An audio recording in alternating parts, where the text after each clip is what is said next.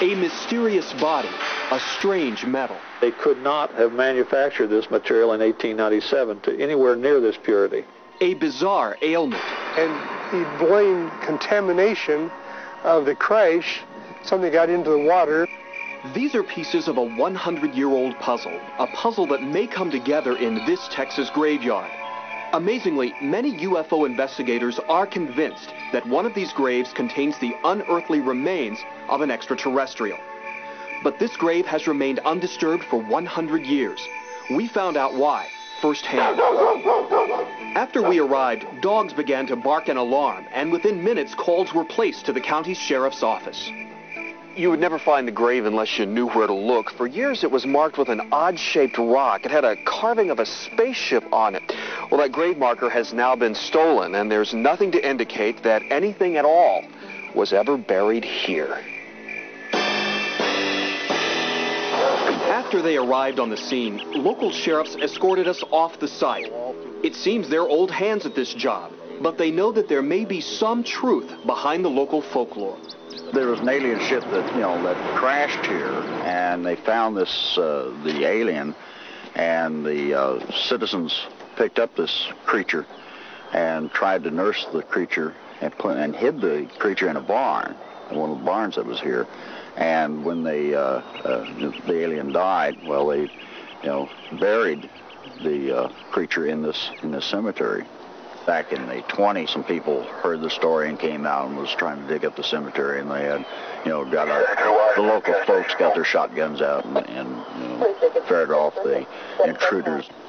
That message is still clear today. No trespassing.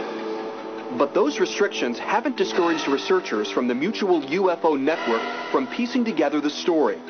It began with a series of strange encounters in 1896 and 1897.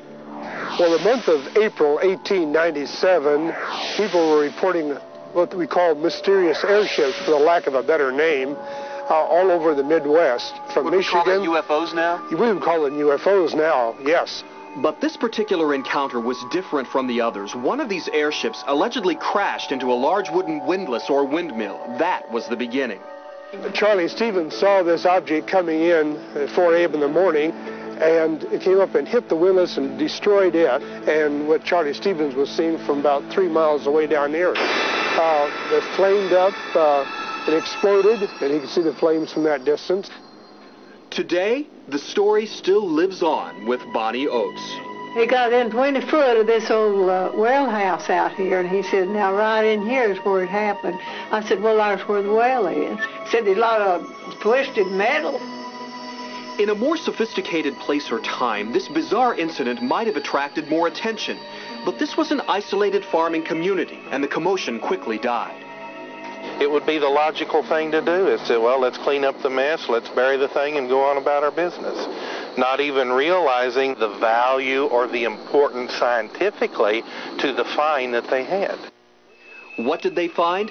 Based on eyewitness accounts, investigator Hayden Hughes managed to create these composites of the ship's dead pilot.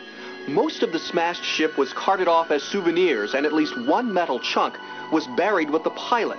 But a few pieces were tossed down a well near the crash. That might account for the grotesque ailment suffered by Bonnie Oates' husband, Brawley, who later died. And what did he blame that on? Radiation that got into the well water where the crash occurred in 1897. Bonnie, what did your husband believe? Well, he thought there's something somewhere, he didn't know what. Although radiation levels around the crash site are normal, metal fragments may still remain. What do you got there, Bonnie? What is that? Oh, that's... Bonnie saved some of the metal. Metal that she is convinced caused her husband's illness. Aerospace engineer John Schuessler recovered a sample back in 1973. He found the metal melted and re-solidified around the limestone at the crash site.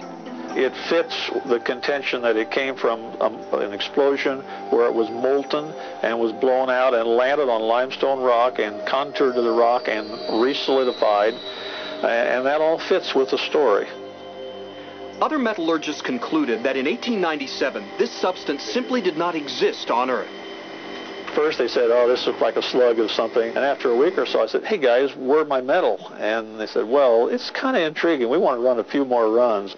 The metal proved to be a kind of aluminum, and it was impossible to make aluminum this pure in 1897. It would still be difficult today. The real key to this mystery lies beneath this giant oak tree. Legend says that this is where the alien pilot is buried. Local police say that whatever is buried here is going to remain here, undisturbed. For years, UFO researchers have been trying to get permission to exhume this grave. They made a formal request in the 1970s.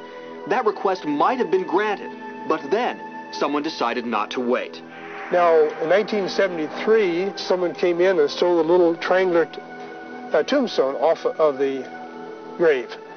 And the following weekend, someone came in with a 3-inch pipe, drove right down into the grave, and where it had been showing that metal was buried there, according to metal detectors, it was now gone. And so the local people call that grave robbing. Well, you could say that. Something was taken from that grave. At that point, negotiations to exhume the body collapsed. Still today, the locals refuse to disturb their graveyard out of respect for the dead. This is a rural county. People have a way of life that they want to protect their own. And before, because people have destroyed the cemetery and moved markers and things like that, they're quite protective of the cemetery. To be so close to the evidence, to the physical proof that there are extraterrestrials that cannot be disputed, it is very frustrating. For 100 years, the mystery has remained undisturbed. UFO researchers are furious, but they know better than to take the law into their own hands. But underneath the oak tree, the hidden truth may be waiting.